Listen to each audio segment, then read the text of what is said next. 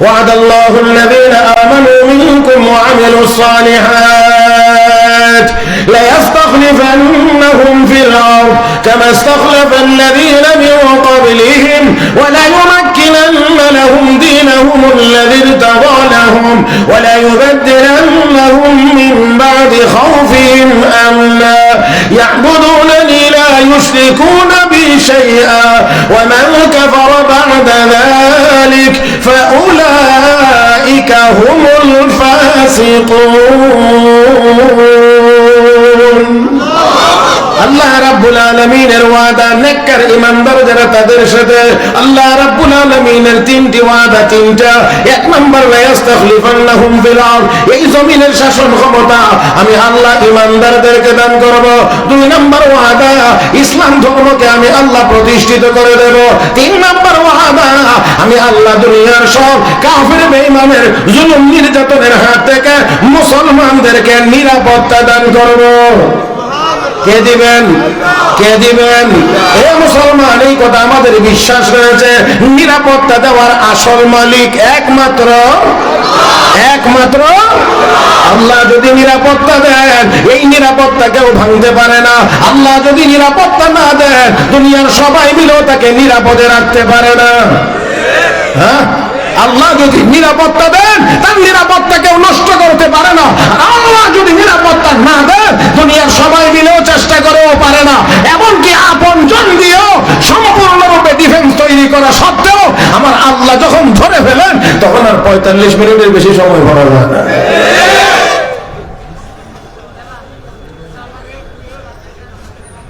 আমার দিক আমি আগেও বলছি, এখন আবার বলছি, দয়া করে কেউ অযথাই আমরা হাসবার চেষ্টা করব না। আল্লাহ পাক আমাদেরকে তৌফিক দান করুন। এমনি এমনি কিন্তু আমার সময়টা চলে যাবে। আমি খুব কম সময় নিয়ে আপনাদের সামনে বসেছি, অল্প কিছু কথা বলবো এবং একটু দ্রুত বলার চেষ্টা করব যাতে করে কম সময়ে একটু বেশি কথা আপনাদেরকে শোনাইতে পারি। আল্লাহ যেন তৌফিক দান করেন বলি আমিন। মুহতারাম হাজিরিন, তাহলে নেককার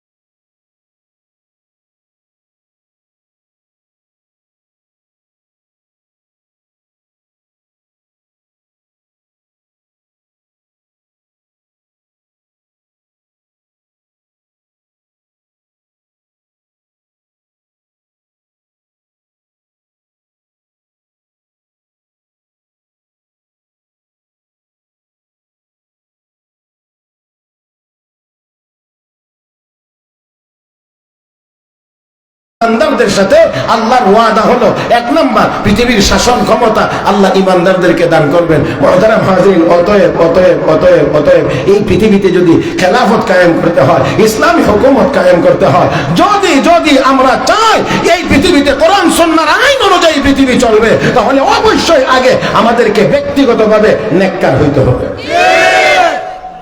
তার আগে যা কিছুই করি এমনি এমনি এটা ওইটা কাজ হবে না। মুহতারাম হাজিরিন, বিশ্ব নবী রাহমাতুল আলামিন নবী মুহাম্মদুর রাসূলুল্লাহ সাল্লাল্লাহু আলাইহি ওয়াসাল্লাম 13 বছরে আমার নবী লোক তৈরি করেছেন।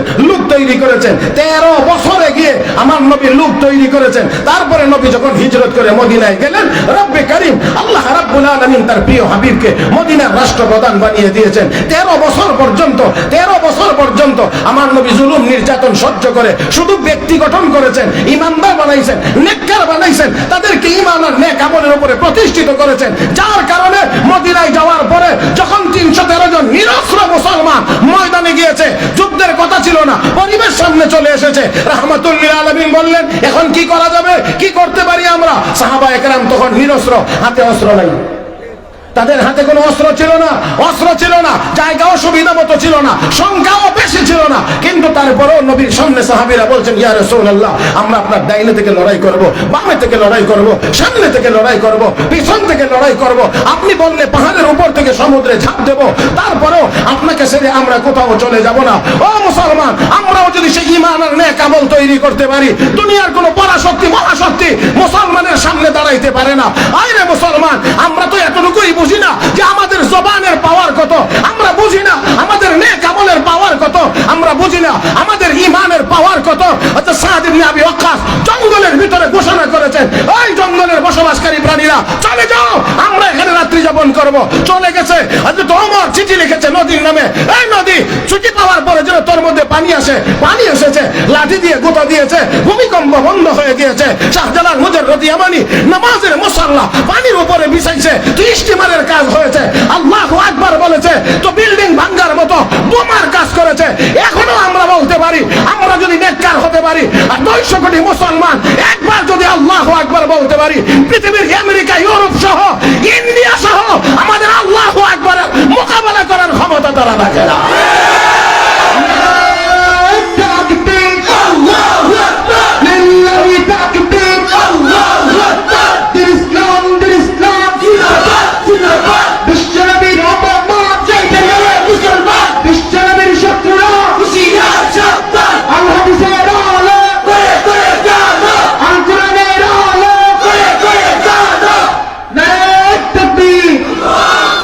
এখানে ইমাম সাহেব থাকবে, মুক্তাদি হারা বুঝে সামনে, ইহানো ইমাম, ইহানি মুক্তাদি হলে স্লোগান সুন্দর হবে না।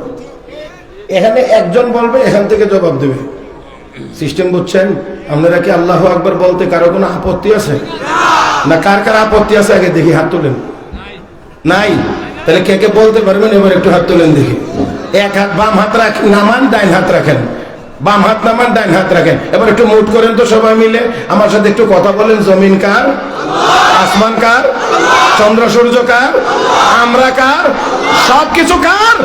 তাহলে আল্লাহর নামের আওয়াজটা হবে আস্তে না জোরে? রেডি? এবার একজনে হোক, একজন।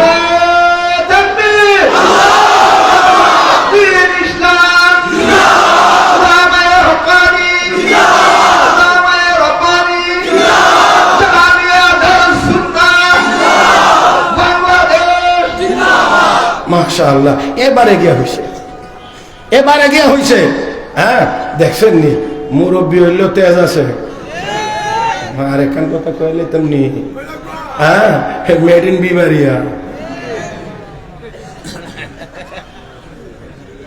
আল্লাহ, নাকি ভুল কইলেছি নাকি? তা মনে হয় হ্যাঁ, বেজার হয়েছেন নজর। হ্যাঁ, জি জি জি, একটু পাওয়ার আছে আলহামদুলিল্লাহ। আল্লাহ পাক আরো বেশি সবাইকে একটু মহব্বতের সাথে বলছি আর কি।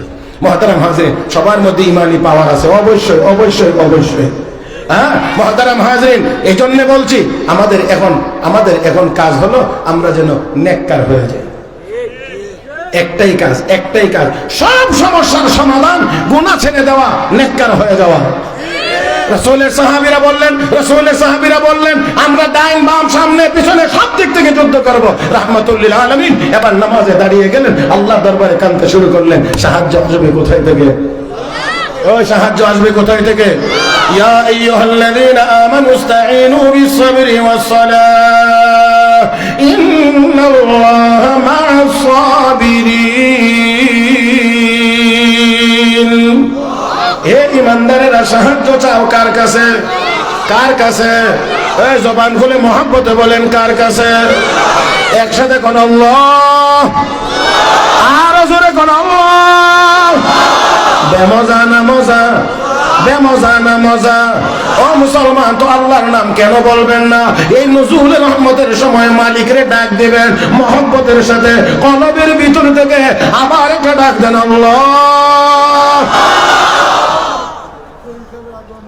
ও মুসলমান, আসুন বলছিলাম রাহমাতুল আলামিন নবী মুহাম্মদুর রাসূলুল্লাহ সাল্লাল্লাহু আলাইহি ওয়াসাল্লাম নামাজে দাঁড়িয়ে গেলেন, নামাজ পড়লেন দীর্ঘ সময়, আল্লাহর দরবারে হাত তুলে চোখের পানি ছেড়ে কাঁদেন আর বলেন, মালিক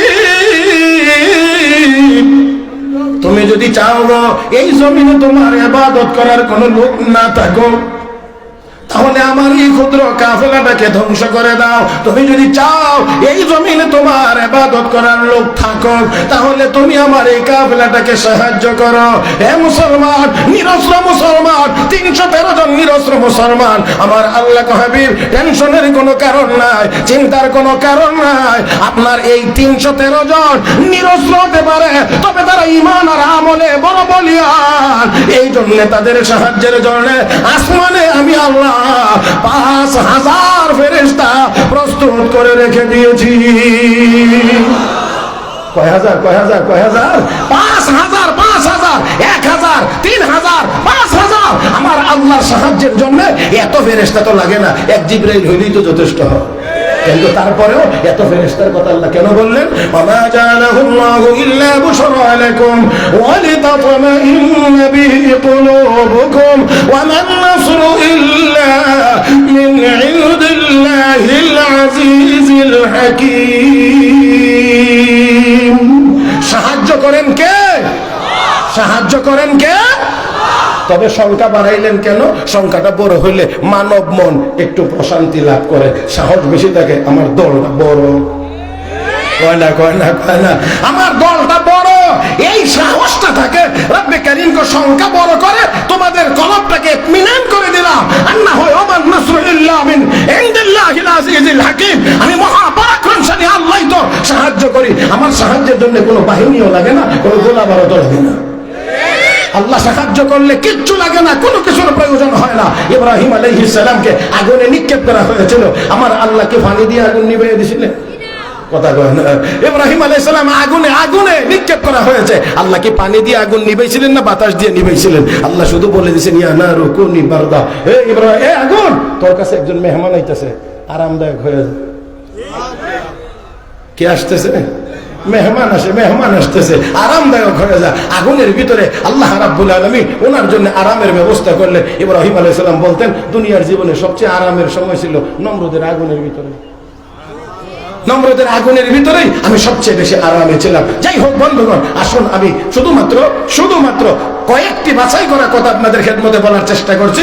আল্লাহ রাব্বুল আলামিন বলেন, হে ঈমানদারেরা, ইসলামের ভিতরে পরিপূর্ণরূপে প্রবেশ করো। এই কথাটা বোঝার আগে অতি সংক্ষেপে আয়াত কেন নাজিল হয়েছিল সেই কথাটা আমরা একেবারে ছোট্ট করে বোঝার চেষ্টা করব।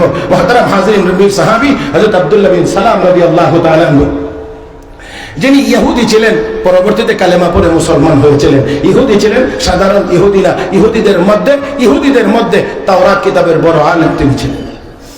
আল্লাহর নবী যেদিন মক্কা শরীফ থেকে হিজরত করে যাইতে মদিনা শরীফ প্রবেশ করেন, ওই প্রবেশের দিন হযরত আব্দুল্লাহ বিন সালাম খেজুর গাছের উপরে ছিলেন, আর দেখতেছেন নবীজি সাহাবা একরামের সাথে মদিনায় প্রবেশ করতেছেন। ওই গাছের উপর থেকে জীবনের প্রথম দেখা মাত্রই তিনি বলে উঠলেন, আল্লাহু আকবার। আল্লাহু আকবার। গাছের নিচে ওনার ফুফু দাঁড়িয়ে আছে, জিজ্ঞেস করে, আব্দুল্লাহ, তোমার নবীকে দেখলে মনে হয় এতটা আনন্দিত হইতো না, এই লোকটাকে দেখার কারণে যতটা আনন্দিত হয়েছ? ফুফুজি, যেই আল্লাহ মুসা নবীকে নবী বানিয়েছিলেন, সেই আল্লাহ এই লোকটাকেও নবী হিসেবে দুনিয়াতে প্রেরণ করেছেন। তার মানে দেখা মাত্রই চিনতে পেরেছেন এই লোকটা আখিরি জামানার নবী। আরে আমার নবী হিজরত করেছিলেন তখন নবীর বয়স 53 বছর। 53 বছর, ও মুসলমান, 53 বছর না, আমার নবীর বয়স মোবারক যখন মাত্র 12 বছর, তখনই তো ইহুদিরা খ্রিস্টানেরা আমার নবীকে দেখলে ভালো করে চিনতে পারতো। শাইখুত তাফসীর আল্লামা ইদ্রিস কান্দলবী রাহমাতুল্লাহি আলাইহি তার কিতাবের মধ্যে লিখেছেন 12 বছর নবীর যখন বয়স মোবারক। এটা আবার কি শুরু হয়েছে? হ্যাঁ, একেবারে তাড়াতাড়ি। তুমি তো দেখো না, আমি দেখি তোমার দিকে কতজন চাই রয়েছে। একটা মাজমা ঠিক করতে অনেক কষ্ট লাগে। এটা চাই, আমি যে কষ্ট করে জমাইলাম, এটা আমার দিকে থাকতো। মাঝে মাঝে তোমার দিকে গেলে আমার একটু কষ্ট তো লাগবেই। যে যে একদম আমার দিক, আপনারা ওনাদেরকে ওনাদের কাজ করতে দিন, তারা কাজ করলে আপনারা এই দিকে তাকান কেন? আমি এটা বুঝি না। তো আমি কি করি? এটা আমার দিকে তাকান। নবীজির বয়স মুবারক মাত্র 12 বছর। মাত্র। নবীর চাচা আবু তালেবের সঙ্গী হয়ে সিরিয়ায় যান। লম্বা কথাকে ছোট্ট করে বলছি। যেই নির্দিষ্ট পথে যান সেই পথে একজন ইহুদি আলেমের খানকা আছে, এটা সবাই জানে, কিন্তু মক্কার মানুষ তার সাথে সাক্ষাতে যায় না, সেও সাক্ষাতে আসে না। যেই বছর নবীকে নিয়ে চলছে, নবীর বয়স কত? 12 বছর। ওই খানকার কাছে যাওয়ার আগেই ইহুদি আলেম খান কাছে রাস্তায় এসে দাঁড়িয়ে অপেক্ষা করতেছে। যেই মাত্র কাফেলা গেছে এমনি থামাইছেন। থামায়া এবার একজন একজন করে হাত ধরে কাছে নেন আর মাথা থেকে পা পর্যন্ত দেখে আলাদা করেন। আরেকজনকে ধরেন, মাথা থেকে পা পর্যন্ত দেখে তাকে আলাদা করেন। কার্যক্রমটা দেখেই বোঝা যাচ্ছে উনি এমন একজন ব্যক্তি তালাশ করতেছেন যাকে দেখলে তিনি চিনতে পারবেন। এইভাবে করে যাইতে যাইতে যাইতে যাইতে সিরিয়ালে এবার মুহাম্মদুর রাসূলুল্লাহ মাত্র 12 বছরের বালক নবীর হাত ধরে কাছে আনলেন। ইহুদি আলেম মাথা থেকে পা পর্যন্ত কয়েকবার গভীর নজরে তাকিয়ে তার ওপিনিয়ন, তার মতামত ব্যক্ত করে বলছেন, হাদা রাসূল রাব্বিল আলামিন, হাদা রাহমাতুল লিল আলামিন। তাহলে বাংলাটা বলি আর একটু আওয়াজ করে বললেন, এই ব্যক্তিটি আল্লাহর রাসূল, সে জগৎবাসীর জন্য রহমত। বয়স কত? বয়স কত? নবুয়তের ঘোষণা কত বছরে? 40 বছরে। তার মানে হলো নবুয়তের ঘোষণার আরো 28 বছর আগেই ইহুদি আলেম আমার নবীকে দেখে বলতেছেন, হাদা রাসূল রাব্বিল আলামিন, হাদা রাহমাতুল লিল আলামিন। তাহলে আমার আপনার নবী কত উপরে, কত ঊর্ধ্বে, সেই দিকে আমি যাইতে চাই না। তবে একটা কথা এখানে বলতে চাই, শুধু তা হলো এই বাংলার জমিনে খোদার জুড়ে বহু ছাগলে বহু নাচানাচি অতীতে করেছে। আমার নবীর বিরুদ্ধে কলম ধরার দুঃসাহস দেখিয়েছে, আমার নবীর বিরুদ্ধে কথা বলার দুঃসাহস দেখিয়েছে। আমরা বলতে চাই, যেই বাংলার জমিন 5 লাখ মসজিদের দেশ, হাজার হাজার মাদ্রাসার দেশ, লক্ষ লক্ষ উলামায়ে কেরামের দেশ, যেই জমিনের উপরেও উলামায়ে কেরাম, যেই জমিনের নিচে আছে আউলিয়ায়ে কেরাম, 18 কোটি তাওহীদি জনতার দেশে আর কোন কুলাঙ্গারকে এই বাংলার জমিনে এক লাইন নবীর বিরুদ্ধে আর লিখতে দেওয়া হবে না।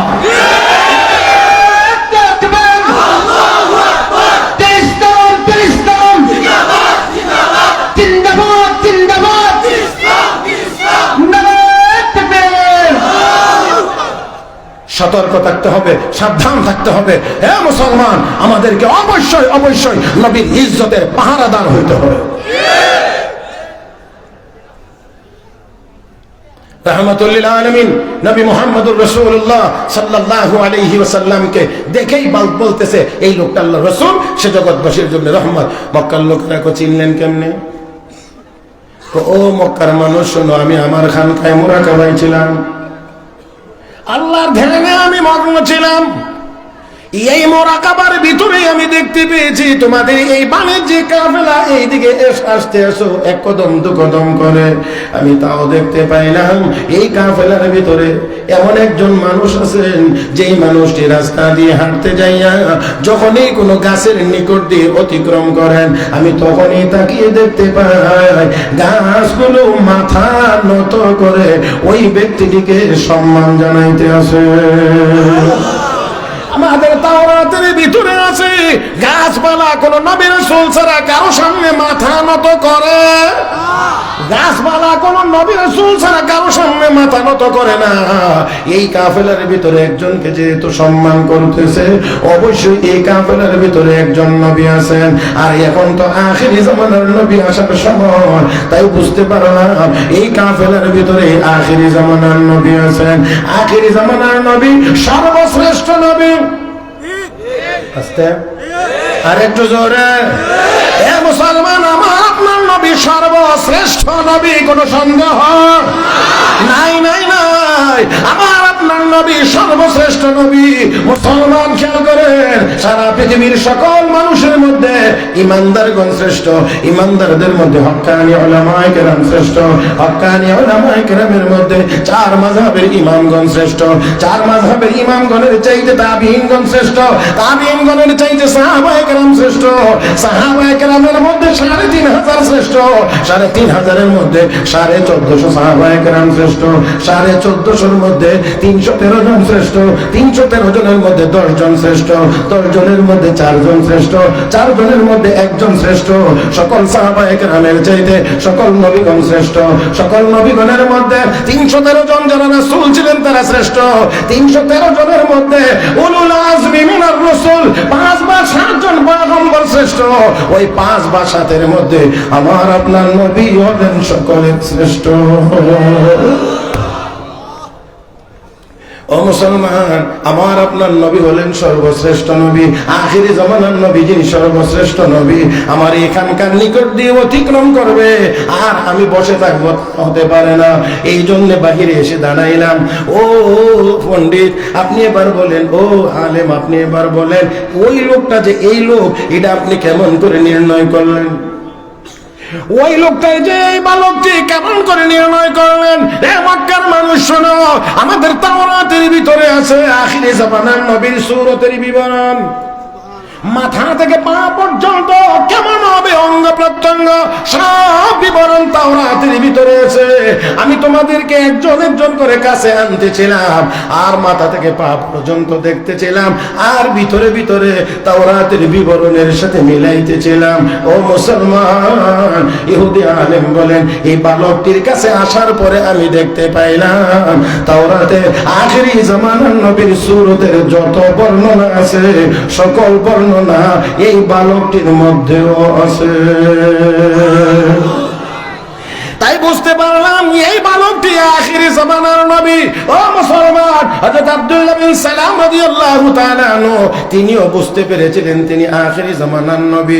আমার ভাইরা, আমার বন্ধুরা, হযরত আব্দুল্লাহ বিন সালাম বলেন, এবার চিন্তা করলাম, শুধু দেখলাম তা যথেষ্ট না, ওনার দরবারে গিয়ে বোঝার দরকার উনি জাতিকে কি শিক্ষা দেন। আল্লাহু আকবার। জাতিকে কি শিক্ষা দেন? নবীর দরবারে গেলাম, যেই দিন প্রথম গেলাম ওই দিন গিয়ে নবী শুনতেছি নবী সাহাবীদেরকে শিখাইতে আছেন, নবী শিখাইতে আছেন আফসুস সালাম, আতইমু তাম, সিলুল আরহাম, ওয়া সাল্লু বিল লাইলি ওয়ান নাসু নিয়াম। আমার উম্মত, এক নাম্বার কাজ হলো বেশি বেশি করে